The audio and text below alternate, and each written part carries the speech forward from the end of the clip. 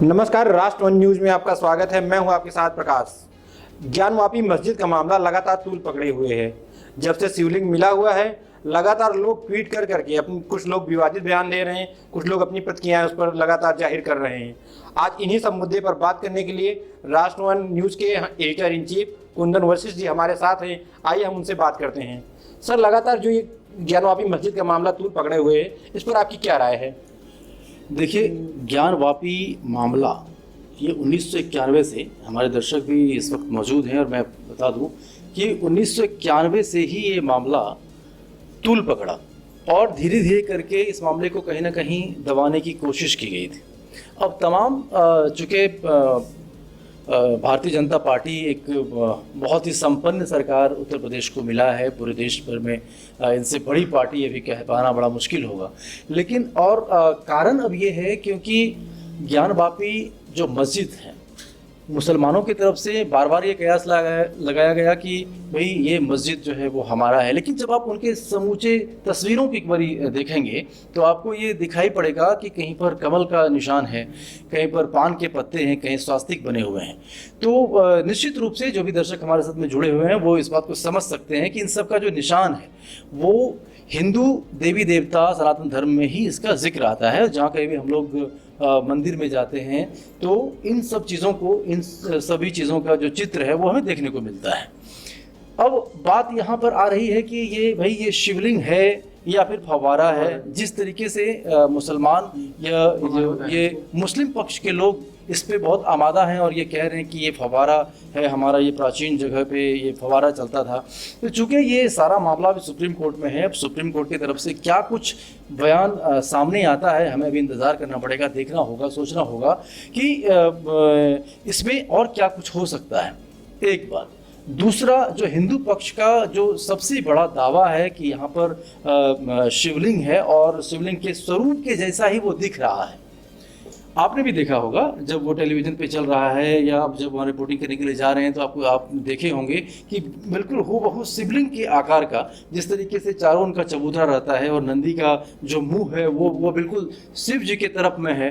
तो इन सारी चीज़ों से ये चीज़ें तो स्पष्ट हो जाती है कि वो है तो हिंदू का और वाकई वो शिवलिंग है।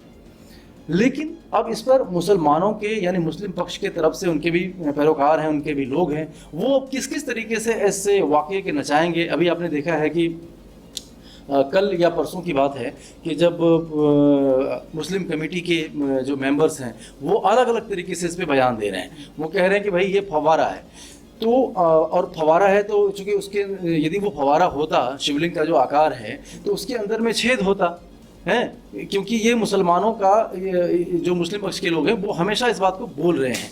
अब ये जांच का विषय है, जब तक ये जांच करके नहीं आ जाता है इस पर बहुत ज़्यादा बयानबाजी करना जो है वो मैं बहुत अच्छा नहीं समझता हूँ। खासकर अभी आपने देखा है कि, और मैं एक बात और आपको बता दूं दर्शकों कि जिस तरह से ज्ञानवापी मस्जिद को लेकर मुस्लिम समुदाय के लोग शिवलिंग को अलग अलग तरीके से, अलग अलग फ़ोटो के ज़रिए, अलग अलग बयानों के ज़रिए ट्वीट कर रहे हैं।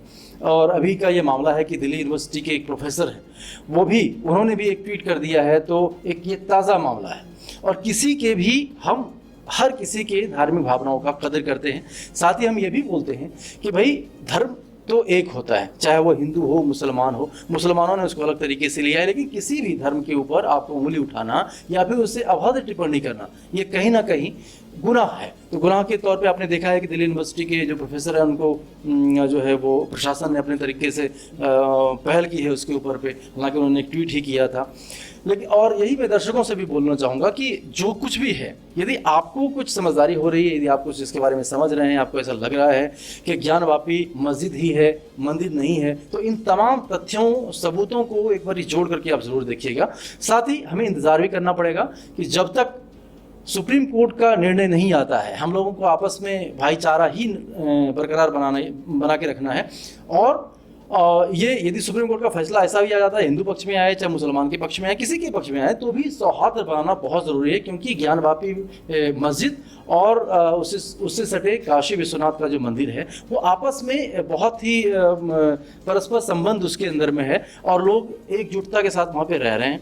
साथ ही एक दूसरे का क्या बोलते हैं कि उसको आप संबंध भी बरकरार बनाए हुए हैं।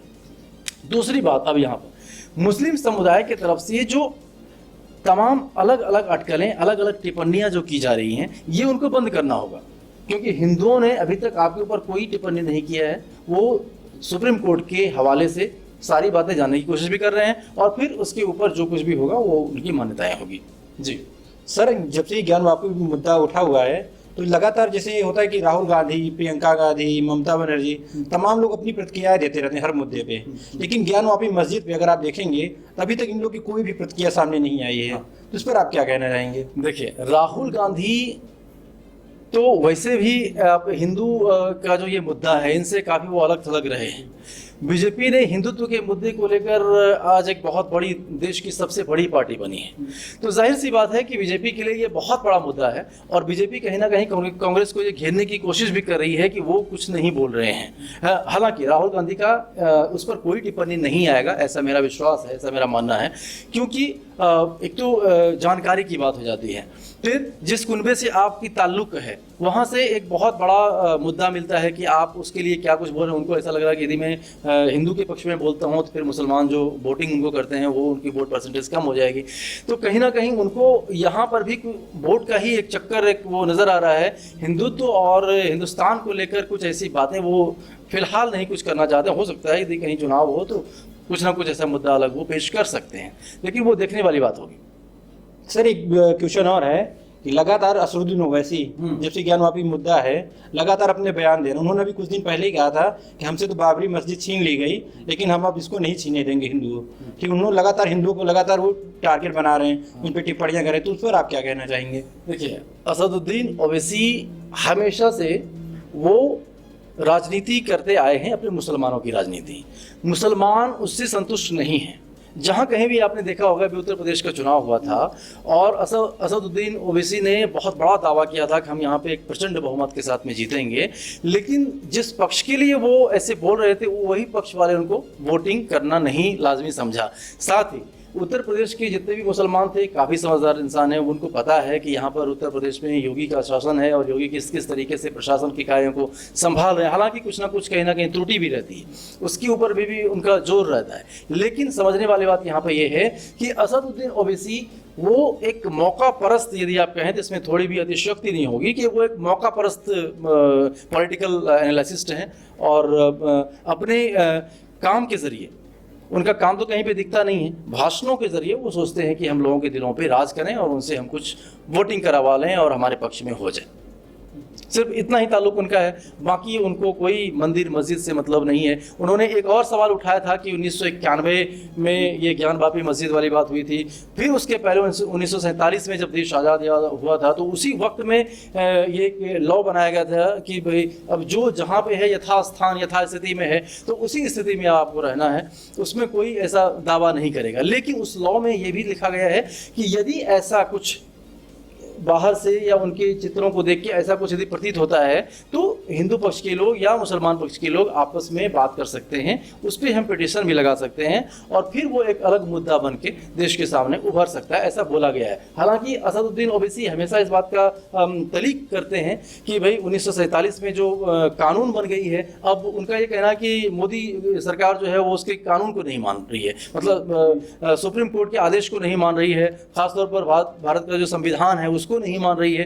तो यहाँ पर मैं आपको बता दूं कि 1947 में जो बात हुई थी, तो बातों के दौर में जो एक समिति बनाई गई थी, खासतौर पर जो एक कानून बनाया गया था, उस कानून के अंदर में ये कहा गया था कि जो मंदिर या मस्जिद जिस भी स्थिति में है वो यथावत स्थिति में रहेगी, लेकिन यदि ऐसा कुछ पैरोकार सामने आता है तो एक दूसरे में पक्ष जो है अपना वो पक्ष रख सकते हैं, वो सुप्रीम कोर्ट तक जा सकते हैं और फिर सुप्रीम कोर्ट में जो फैसला होगा वो सबको मान्य होगा। जैसे आपने देखा राम मंदिर, अयोध्या में राम मंदिर बना तो बहुत सारी अटकलें तेज आई, लोग अलग अलग तरह से कयास लगाए उस पर, लेकिन सारे के सारे प्रयास जो वो है वो विफल हो गए। और फिर अंत में क्या हुआ, अंत में वहाँ पे बहुत ही सुंदर भव्य राम मंदिर का निर्माण हो रहा है।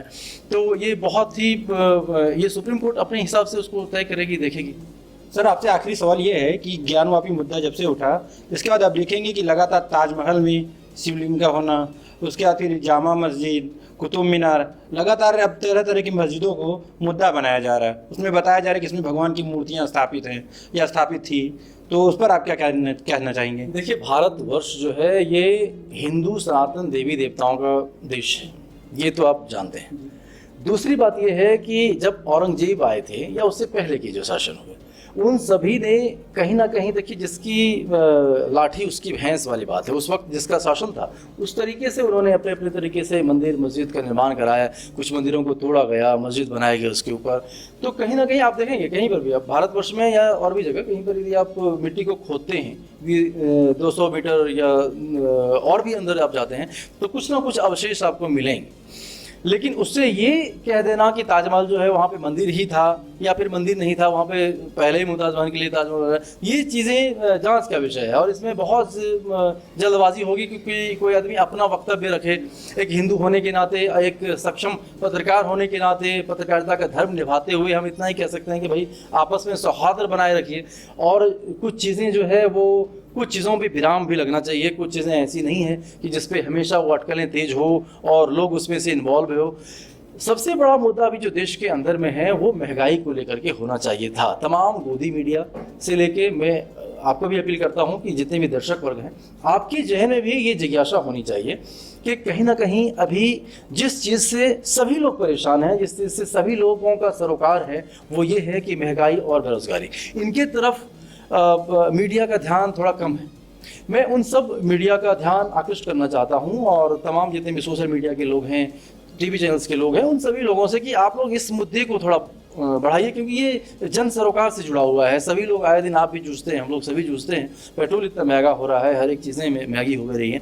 तो ज़्यादा ज़रूरी ये है कि बुनियादी चीज़ों को हम लोग सुधारें, वो शर्त, क्योंकि ये तो धार्मिक चीज़ें हैं, ये चलती रहेगी हमेशा, ये इनको हमेशा चलना है।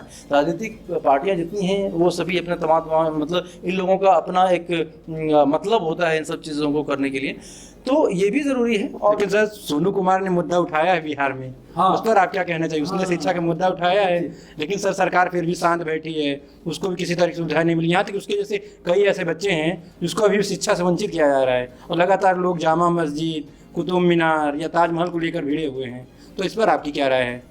देखिए, सोनू कुमार, बिहार में सोनू कुमार ने बहुत अच्छा मुद्दा उठाया है और उनका एक ये साहस है कि वो सीएम के सामने जाकर, नीतीश कुमार के सामने जाकर के अपनी बात को वो कह पाए, तो वो तो बहुत ही काबिल तारीफ़ है। लेकिन सिर्फ ये सोनू कुमार की बात नहीं है। सोनू कुमार, एक सोनू कुमार की ऐसे कम से कम लाखों ऐसे सोनू कुमार होंगे जिनको कि ये सारे मुद्दे बहुत ही परेशान करने वाला है। अब देखिए, सोनू कुमार, बिहार के सोनू कुमार जो नालंदा में पढ़ते हैं, नालंदा के स्टूडेंट हैं। मैंने भी उसके समाचार को, खबरों को देखा है, सुना है और आप लोगों ने भी उसको कवर किया है, बनाया है। तो मैं आपको ये कहना चाहता हूँ कि सोनू कुमार सिर्फ बिहार की ऐसी स्थिति नहीं है, तमाम ऐसे प्रदेश हैं जहाँ पर होनहारों की कमी नहीं है।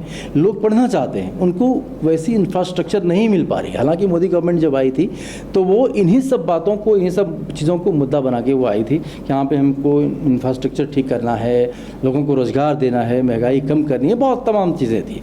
खास तौर पे चलिए सोनू कुमार के मुद्दे पे हम इसलिए आप सबको भी ध्यान आकृष्ट करना चाहते हैं कि सोनू कुमार पढ़ाई को लेकर जितने सजग हैं, जिस तरह से वो चाहते हैं कि उनको आईएएस अधिकारी बनना है और वो जिस तरह उन्होंने बिहार की पूरी शिक्षा प्रणाली की पोल खोल के रख दिया है।